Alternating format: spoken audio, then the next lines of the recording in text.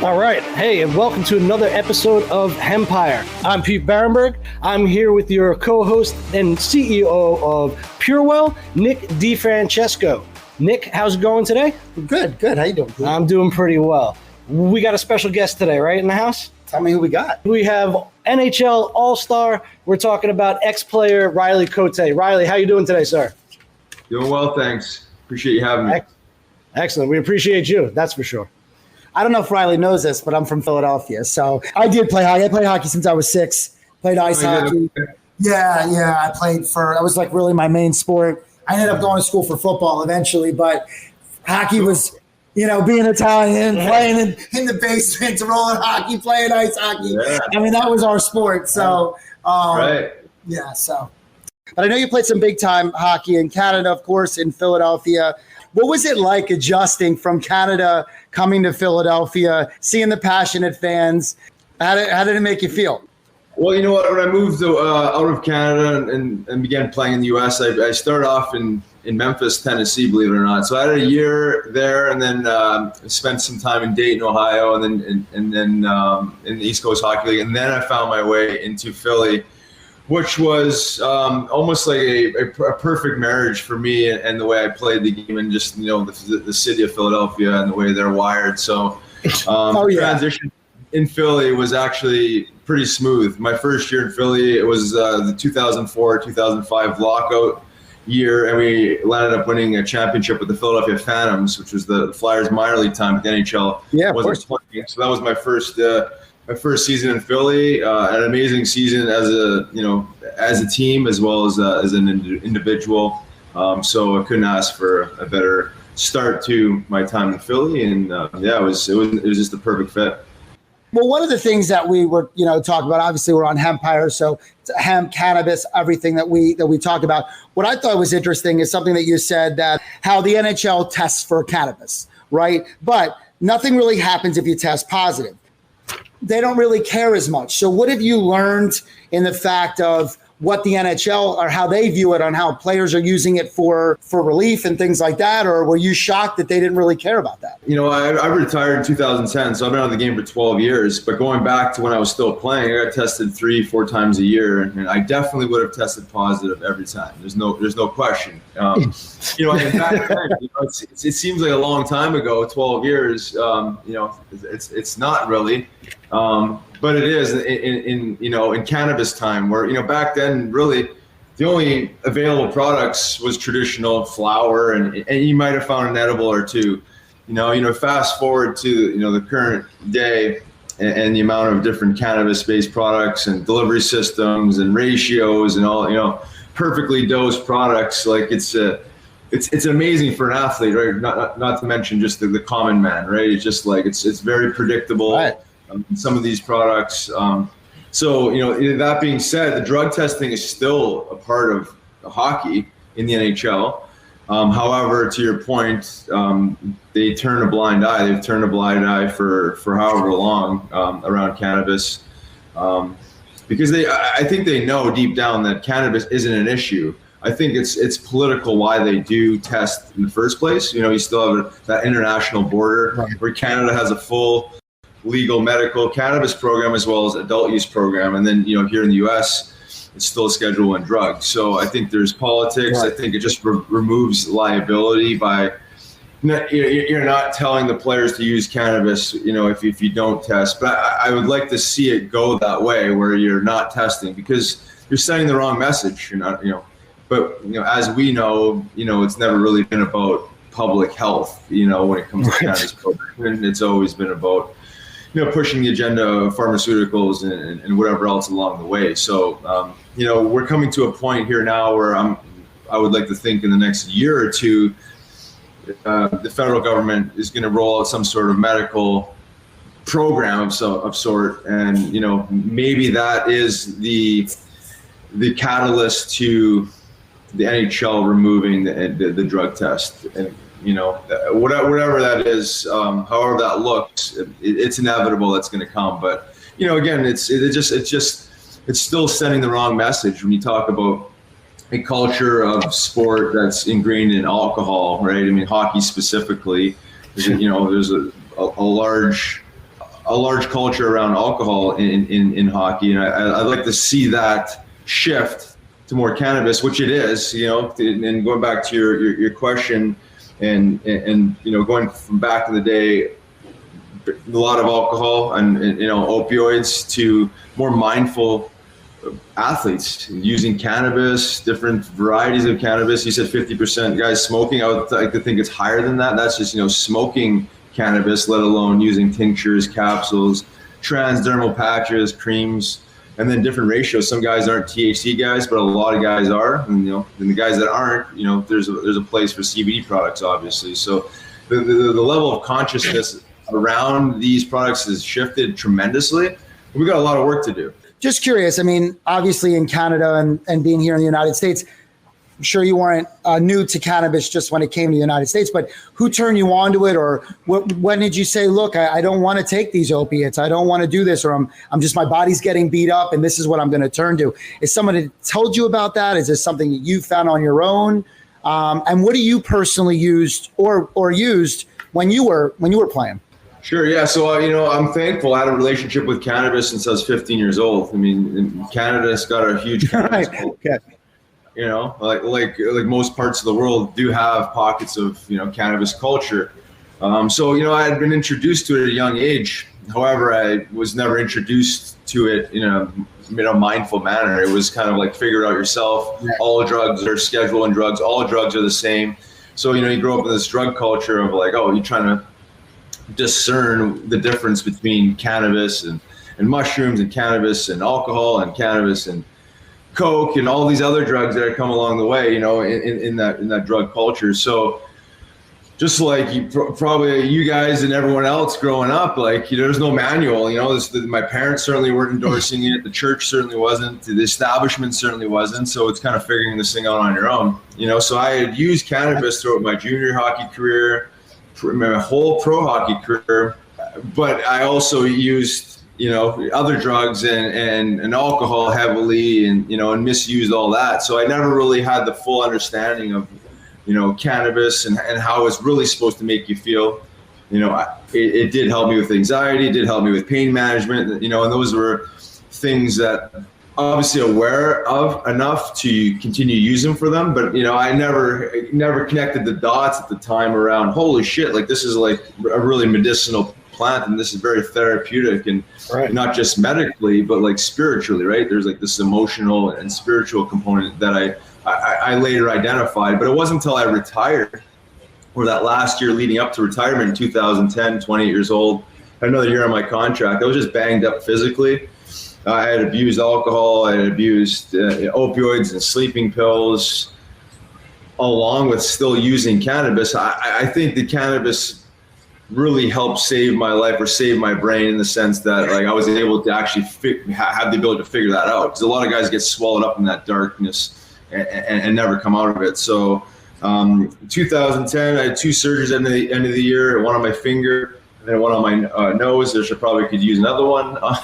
But I made the decision to not use cannabis, or to not use the prescription drugs that was prescribed, and just use cannabis, and prove to myself that I could use just cannabis to manage the pain and the anxiety of this is post-surgery now we're talking, which led me down this path of like, holy, like, like there's this world of, holism, herbalism, whatever, which words you want to call it.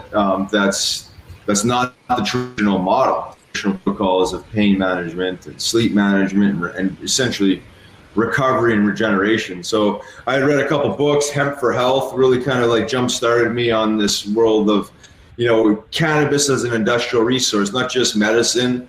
The food, the fiber, just industrial applications of the plant, and then kind of broke down the different cannabinoids and their anti-inflammatory properties and just healing therapeutic properties. So I kind of had this aha moment, went from years of experience, not really understanding the science, to all of a sudden making sense of my experiences with the science, and a breakdown of this plant, and kind of making sense of it all and saying, wow, shit, like, we've been fundamentally misled here, and I feel like I need to speak for the trees and start kind of pounding the pavement and banging the drum a little bit and talking about cannabis in its, in its entirety, not just like the medicinal components, which I'm a huge advocate for, obviously, but like, cannabis as an industrial resource as well. It's pretty wild in what it can do, and the fact that they hold it back from everybody as information. And like you said, you got to kind of find out on your own. You don't really have a manual. I mean, I had a manual, but he was selling me on the corner, and that was pretty much the direction he gave you in.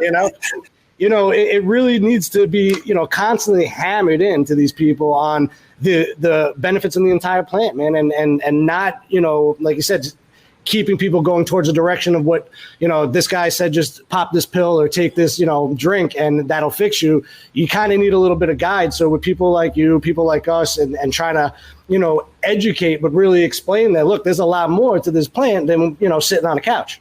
I don't know if you're talking to anybody now in the league. How do you feel about something like more education for the players? Like you said, I didn't really know. I'm kind of self-taught. We're all saying the same thing. I mean, do you think they would be open? I know they're turning a blind eye to cannabis, let's say, of testing positive. But how about actually doing some education? Do you think they'd be open to something like that? Education on CBD, topical, something, again, not going all the way to marijuana, but it's something maybe dipping their toe in. Right. You know what? It's interesting. It's a little bit of smoke and mirrors with the NHL, and even like Health Canada around. Its position around cannabis. It's almost like you have this legal program, but they don't really want to promote it in a real mindful and responsible manner, which trickles down into the NHL's position on it, and most pro sports. So even if they believed in it, there's this like political barrier that's it's preventing them from like doing the right thing, right? I mean, I think yes, I would love to see that, and we've tried to do that through the NHL Alumni Association as well as the Players Association. Again, there's a lot of friction because it's like like you said, like to your point is like we could start at CBD, right? If we don't even want to talk about anything with THC, just like as a starting point, it just interferes with whatever political agenda there is. So whether it's sponsorship through pharma, it's take money from their pockets through alcohol. I'm not exactly sure where it stops, because we've even tried to do this with the league I played in junior, the Canadian Hockey League. Is like, okay, well, once Canada rolled out its legal cannabis program, like adult use, like guys were already using cannabis, and all of a sudden now it's legal. You know what I mean? You might want to help your players, maybe just try and like guide them in a more responsible and more mindful manner, right? I mean, to me, the education that I do in this space is that everyone can figure out how to smoke weed, right? I mean, that's easy, right? But I think where it needs to go is like precise dosing for a certain goals and objectives, right? I mean, there's this element of healing, obviously, with cannabis, right? I think that's what guys ultimately lean on it for: regeneration, recovery, right? It helps them sleep, helps them with anxiety. But again, like no manual, no guidance. It's just like, okay, well, like, everyone just assumes that all cannabis use is the same, right? Like 100 milligram edible is the same as a 5 milligram edible. Or packing a bowl, a 1 gram bowl is the same as a one hitter. And I think this is like where like the medicine's in the dose type of education. And this is where it needs to go, with the youth, adults, and everyone in between, because they're going to get their hands on it one way or another. But if they had some sort of guidance, they could use this in a more responsible, more predictable manner. So there's the way I see it is like two different lanes. One is like, absolute healing, recovery, and regeneration, which is still, in the world of performance, right? Because if you heal quicker, you recover quicker, you regenerate quicker, right, you're able to perform better the next day, whether you're an athlete or not, right? That's just like you wake up feeling fresher, you're more focused, and you're less distracted, right? You're less pain, less anxiety, all that good stuff. But I think there's like this world, outside of that, like really in that real, that path of performance, where you got martial artists microdosing THC, you have hockey players microdosing THC for that matter too, right? You kind of find that flow state. Same conversation around like psilocybin microdosing is like, it's not enough to induce classic, say, psychedelic effects or classic, cannabis, impairings, if you will. But it calms the nervous system enough to help you find that present moment where flow state lies, right? And then that element helps performance in the moment and in the future, right? It's just the way it is. But I think there's two different lanes here, but it's all about education and how you dose appropriately, right? And I think most people overconsume cannabis, whether they know it or not, or they think they are or not. And, it always goes back to intention. Like, what are you trying to accomplish here? And then how are you going about it? And, I'm going on a little bit of a tangent, but to answer your question, that's where it needs to go, is like, it's league down type of education. It's team down education, strength and conditioning, team down education. This needs to be brought in internally, not just like, okay, well, these products are available, let the players go on their own and figure this out. Like, this is where, yes, it's certainly better than the old school model of like, traditional pharmaceuticals being prescribed and then, dealing with that whole dark cloud. Where now it's like, you open up this can of worms, Pandora's box of all these products, and then like, oh, go figure it out yourself.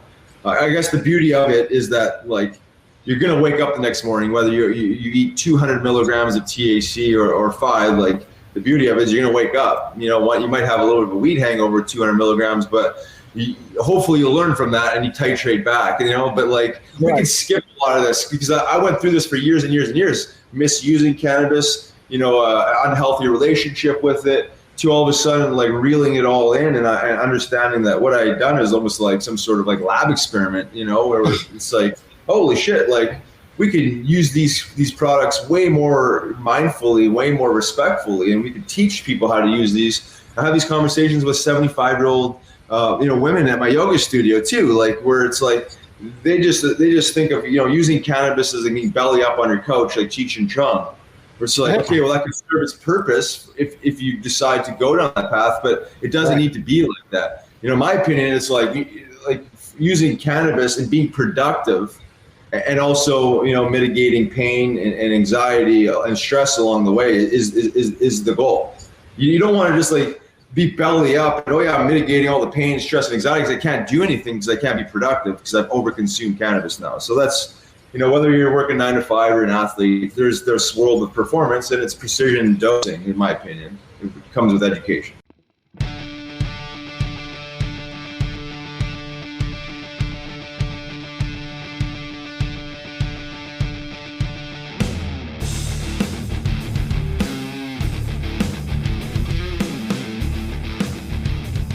All right, thanks again for tuning in for Hempire. I'm Pete Barenberg. This here is Nick DiFrancesco. Going on, Nick? How you doing, man? Good. I'm actually excited. We got Kyle Turley on today. We're talking about somebody that really cannabis has changed his life. For sure. Let's bring him in. Kyle, how's it going, man? It's going great, man. I appreciate the opportunity to be with you guys. We appreciate you taking the time with us, for sure, man. That's one thing. Absolutely.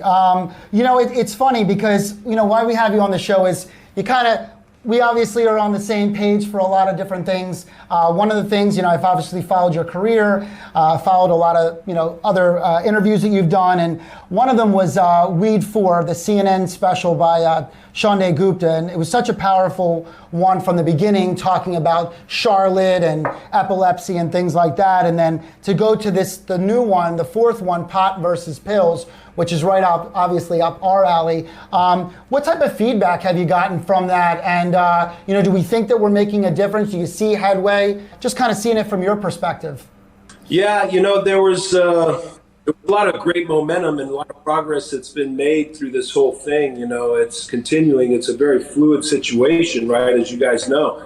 But the CNN guys, they're looking for, personally, from my experience, and then trying to follow up with those people, they're looking for, weed 26. They don't ever want to put this to bed. They don't ever want to just completely acknowledge the endogenous cannabinoid system. Demand that the science community does. It's the number one regulatory system in the human body, and you have individuals like they call themselves doctors. It's unfortunate that Gupta and these other guys like Dr. Oz, Dr. Phil. I've been on all their shows, and I've just completely handed it to them.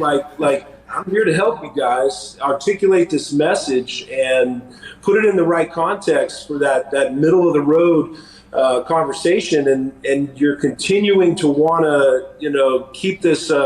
It seems to be a questionable thing, and it's just so there for them to acknowledge and put to bed. There's on my end, it's great. You see all the great progress. I mean, kick the doors down on the NFL, all these other things. Huge. They don't test anymore. And that's because of all the work that we've done by stepping up for this, exposing this, and shows like CNN that have shows like that, like Weeds, and Vice did a great job with the series that I, opened my life up to. I don't need to show the world these things and all the struggles that I deal with. Everybody can, sit back and just believe that I've got a money tree in my backyard and, all these great things you accomplished didn't come at some kind of consequence. But, the reality is that it did. And I feel I'm not alone, and I'm more relative to more people out here in their everyday experiences. It's not just about football. These are ailments, things that happen on a football field or out in the world, and there's this amazing plant that's here to fix it. And it's funny because you say that, and it's like, obviously, professional athlete, everything comes at a cost. But we're talking about just the everyday person as well. People that just maybe have pain from a car accident or something that they couldn't control, somebody hit them or... Okay, so there was an interview that you did and you talked about Vioxx. And I thought that was amazing because that's one of the things that, people know. They just take an NSAID, they just take an Advil or a Tylenol and they pop it like it's no big deal. Or they take Vioxx, again, prescription over the counter versus over the counter. But my point is that how many side effects it was really giving people when all you just want is relief. The fact that, we have someone, as on your side who has not just a personal experience, but a platform to do it, to really push forward with the passion that you've brought is just amazing. So, we try to find those brothers in arms that we can to help weed through the trash, get rid of that nonsense, and really kind of put what we feel is important for everybody to know. I know you said it was I don't know if it was a junior seau, or I know you said it was a Hall of Fame player or someone that gave you that talk about cannabis and said you might want to try that. Was that really what happened? Yeah, that's how it happened. That's awesome. It's pretty easy, here, have this. You feel better. It works. I just had to have the testing program of the NFL be brought to my attention, and because I came from the NCAA where it was very, very scrutinizing random testing constantly.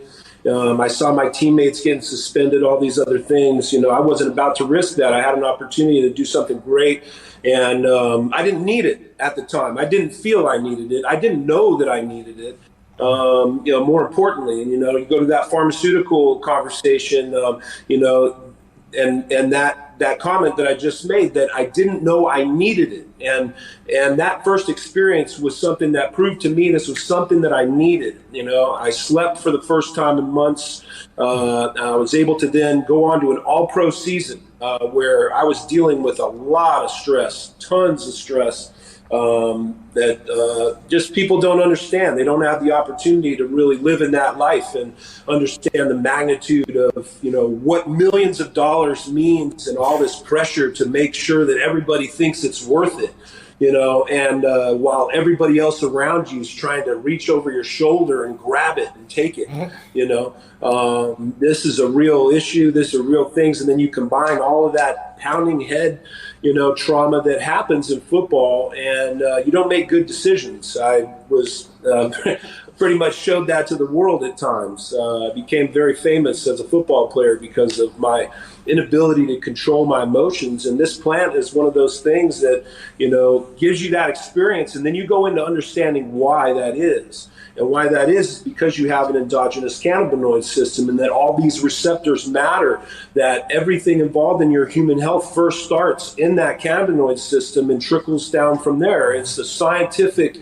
fact that this is occurring, and that the medical community, I found out, was keeping that from me, was just like finding out the NFL was keeping concussions away and the damage of those things and what that was causing when they just pick you up and put you back out there and keep going, keep doing it again. The real life experience of the consequence of that from all these neurological issues. I've been in and out of the hospital dealing with, seizures, light sensitivity off the charts, vertigo constantly. To be able to say that I eliminated these things from happening in my life. These are real. These things have happened, and you got to address them. There's one way to start doing that, and that's through the cannabinoid system, not through the Vicodin system and the aspirin system or the Vioxx system, or all these drugs that they continue to keep pulling off the market. Feeding the money system, and the truth is that the power is in that plant. Naturally, National Football League recently announced the award of the $1 million research grant to the two teams, medical research at University of California, San Diego, and University of Regina. The study will investigate, obviously, cannabis, and we'll go into a little bit more in detail of, concussions and through elite football players, but the effect of cannabinoids in pain and recovery. And I think that you didn't need a study to let you know the differences of pain and recovery when you started taking it. Was it something you kind of went half and half? Like, obviously you were on painkillers, you were using opiates and things like that. Is it something that you were able to kind of taper off? Did you go cold turkey? Was it something you immediately noticed the difference when you switched over to cannabinoid therapy or cannabis treatment? Or what was your transition like? Because obviously, some of these come with withdrawal and side effects and things. Team program in California, that's when I was able to really understand this as a medicine where I could apply it. Outside of that, during my football career, was just using it to, have a better mind, to not allow these other things that were going on with me, really drive me down a wrong path and have all these issues occur. Getting sleep, was the immediate thing that it resolved, and then the appetite, being a lineman in the NFL, so it was sleeping and eating. I needed to do that. That's how you recover. That's first and foremost for your health in any situation, is to make sure you're getting proper rest and nutrition. And so that's all it was for me. It was post practice games. Never before wasn't one of those guys that would come to practice high or anything like that. It was strictly post-practice. I didn't drink, so everybody would go get their beers and drink and have their, wind down sessions. And I just, found an unbelievable opportunity to do that with cannabis. And so that was my football career. Then, post-football career, a lot of, health issues that were severe and very serious that I needed to find these resolutions to get off these painkillers that just kept mounting and then into psych meds and all these other things. Having the opportunity to try all these different strains, understand what indicas and sativas are, and all these different things, and terpenes and cannabinoids, all the entire spectrum of this plant is paramount. That's why I continue to say that to this day, that athletes need to understand this plant more than anything else that they need to understand, because it is this plant that will extend their careers, that does resolve inflammation and all of these other issues with pain, far beyond what I experienced in pharmaceutical world, and I tried them all.